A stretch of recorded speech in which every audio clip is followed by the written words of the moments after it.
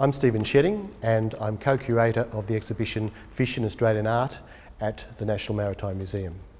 Well, being an art historian, an author and researcher of Australian art, I became interested in images of fish in Australian art many years ago, and I began collecting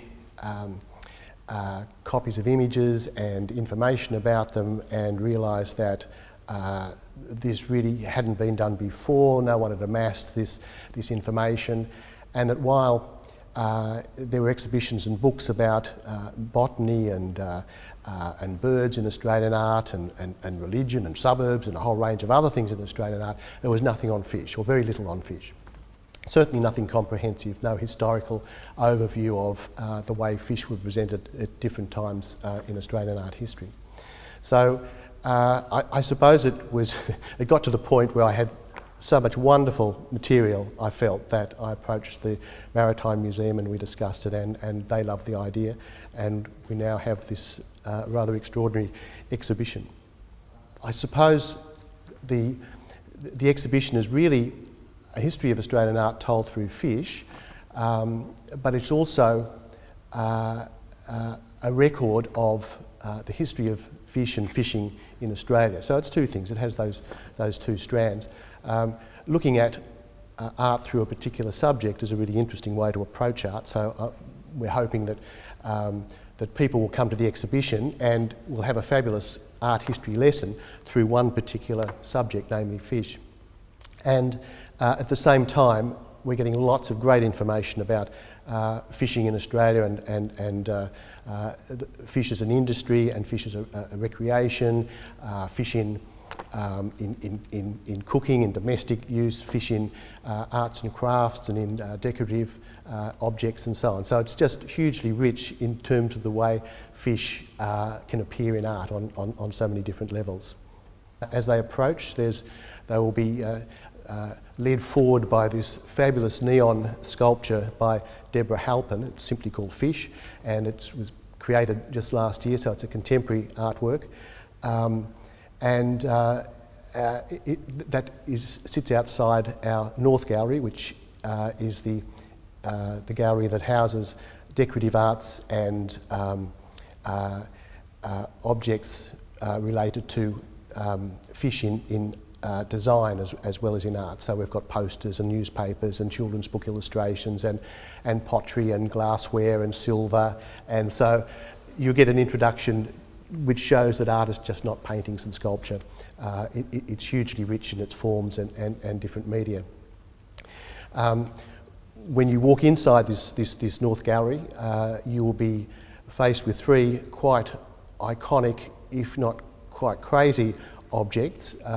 One is Australia's most famous fishing trophy, which was offered in the late 1930s and was won by a woman, and that created controversy because there was nothing in the rules that said that women could enter, and no one expected a woman to enter or even let alone win by catching the biggest marlin.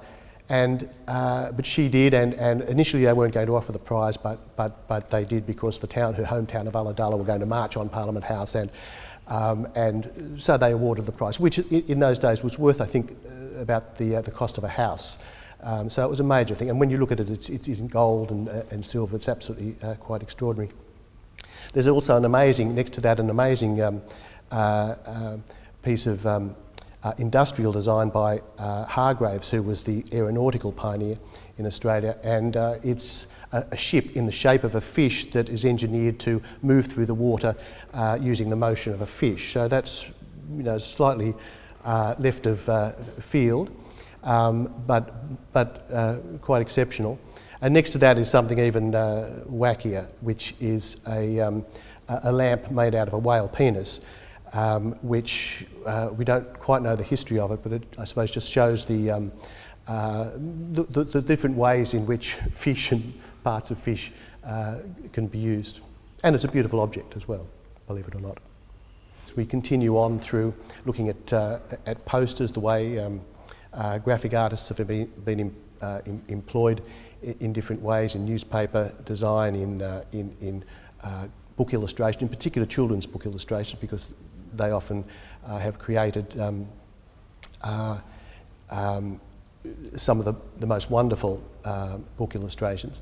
There's works by Graham Bass and Ida Rentoul Uthwaite from about 1920, one of her extraordinary children's book illustrations with fairies leaping out of the waves and fish diving everywhere. And there's a cabinet with some wonderful objects that were initially exhibited at the Technological Museum in Sydney in 1916 in an exhibition that they had at the time, which was just fish in decorative art, so it shows the influence of arts and crafts in Australia and the importance of that movement, particularly for women, because at the time there were more women involved in art classes and learning about industrial design than there were men. And because they also got involved in industrial manufacturing side of things, that helped with their emancipation and at the same time they were creating these absolutely beautiful things. There were vases and etched glassware and an absolutely extraordinary leather blotter by a woman called Edith Loudon that has come from the Powerhouse Museum, and that's sort of been reclaimed because very little has been known about Edith Loudon until we started doing a bit of digging and research on her. Well, when we leave the decorative arts upstairs, we go downstairs into, I suppose, the mainstream of Australian art, which is rock art to contemporary, and there's a fabulous image of a barramundi in rock art that's probably thousands of years old that we pass on the way down. And the first room that we come to is devoted to First Fleet artists, in particular someone known as the Port Jackson painter who arrived on the First Fleet. There's a huge mystery about who the Port Jackson painter is. The name was actually given to the artist by historian Bernard Smith. People nowadays refer to the artists as the Port Jackson painters because we can see there's probably more than one hand involved, and it becomes quite complex in terms of the fact that naval draftsmen and artists of the time often copied others' work. So it becomes, but it's what's extraordinary is that we have a body of work that shows what was actually happening in 1788 and a couple of years afterwards. And in particular, we've chosen images by these painters of Aborigines fishing and engaged in everyday life, and that shows their culture and gives amazingly detailed information about fishing practices of the time. And we can see through these images that the Indigenous people were incredibly well organised and were farming fish in a very productive and sustainable way.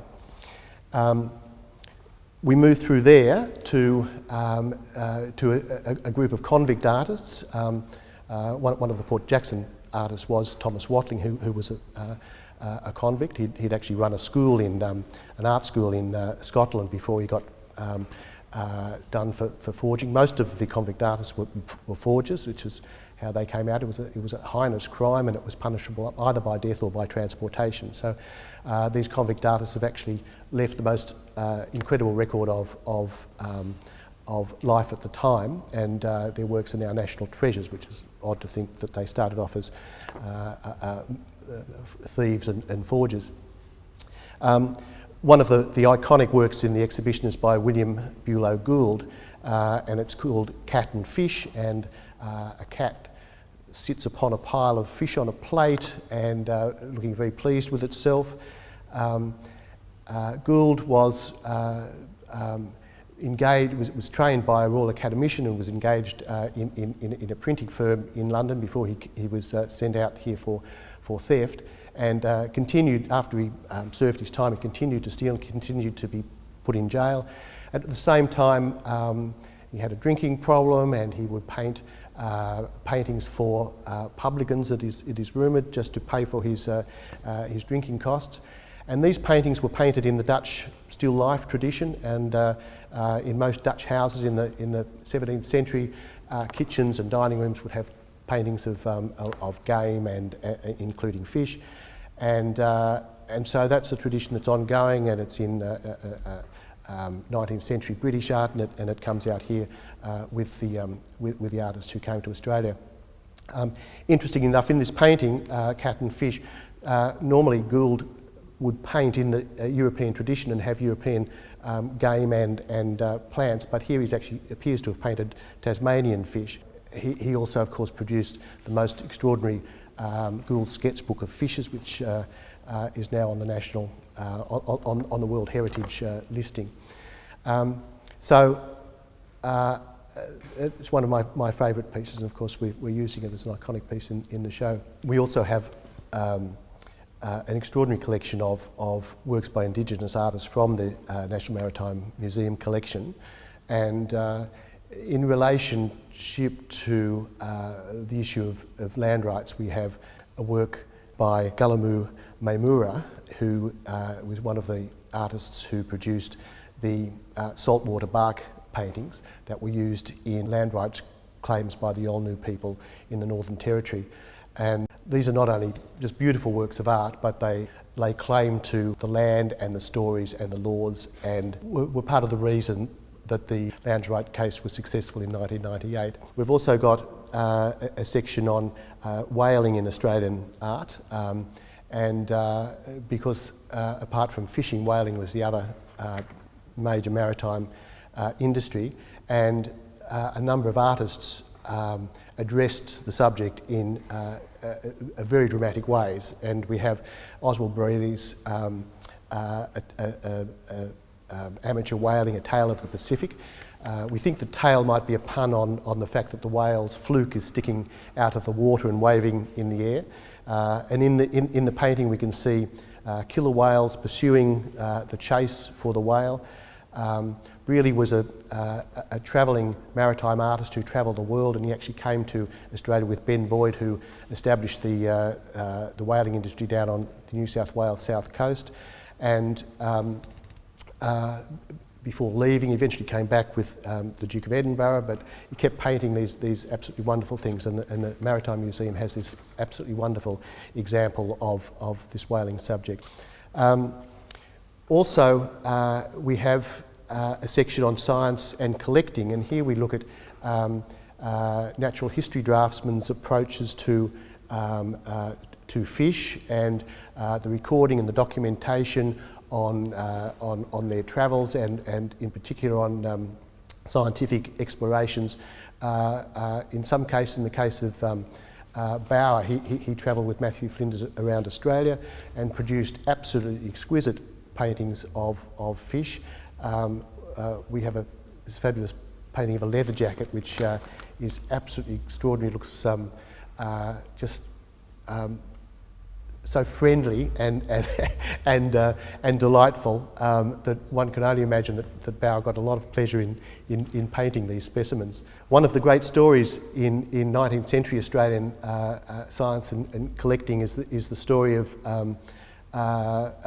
William Blandowski, who came from Prussia in the 1850s to document specifically Australian natural history. This was his purpose, and he made connections with all the right people here, and then he went out on his expedition and came back and said that he'd recorded at least 19 new species of fish. And he got up and presented this at a scientific meeting, and the problem was that he actually had named the fish using Latin, but after other scientists in this meeting, but he'd given them names like the river Blackfish was named after the Reverend John Bleasdale, and he called it the Brosmius bleasdalii, and described it as a slippery fish, lives in mud. But even worse perhaps, he named the silver perch after a Dr. Richard Eads, and described it as a fish easily recognised by its low forehead, big belly and sharp spine. And of course the scientists got a little bit upset by this, and it's not known whether Blandowski did it deliberately or whether it was accidental. But the debate raged in the newspapers of the day, and eventually Blandowski left the country and may have taken most of his works with him, but the work disappeared for at least a century until it's recently been republished in a rather wonderful encyclopedia. We have a section on recreational fishing, because recreational fishing is one of the most popular pastimes in Australia. It's extraordinary the number of people, millions of people go fishing. Everyone has at least thought of going fishing, and of course artists obviously have captured this process. One of my favourites is Kenneth McQueen's watercolour Beach Fisherman. McQueen was primarily a farmer who also painted. Amazingly, even though he's painting normally traditional landscape subjects, he was painting them with such a distinct style that he was accepted and encouraged by the modernists, and had an exhibition with the Contemporary Art Society in the late 1920s, and is now regarded as one of Australia's leading modernists. I mean, he's not a flashy, showy avant-garde modernist, but they certainly have a lovely psychological feel to them.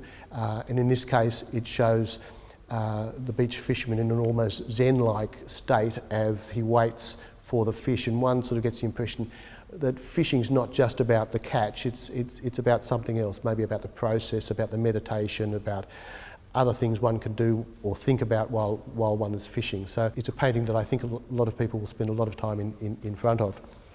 Another theme that we have is cooking in art, and the art of fish on the table. Of course, they appear in still lifes, which tell us a lot about domestic history and social history. There seems to be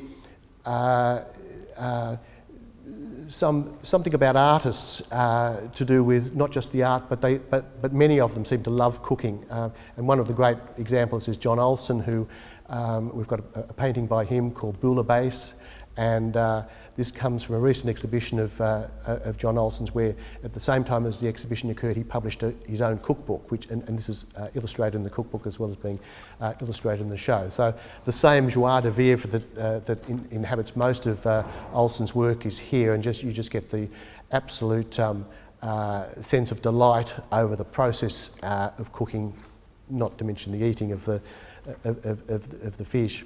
We move through the 20th century. There are works by very well-known artists such as Dobell and Margaret Olley and Margaret Preston and John Brack and Arthur Boyd, and they're all the major ones. But what we've delighted in doing is finding some examples of works by artists who are not so well-known. We're hoping that this adds another dimension to the history of Australian art aspect of the exhibition. People can see the richness and the depth that exists here. So I'm really pleased with the way the exhibition has come together. I've been working with the museum for the past year with Penny Cuthbert, who's curator of sport and leisure at the museum, and it's been fabulous working with her.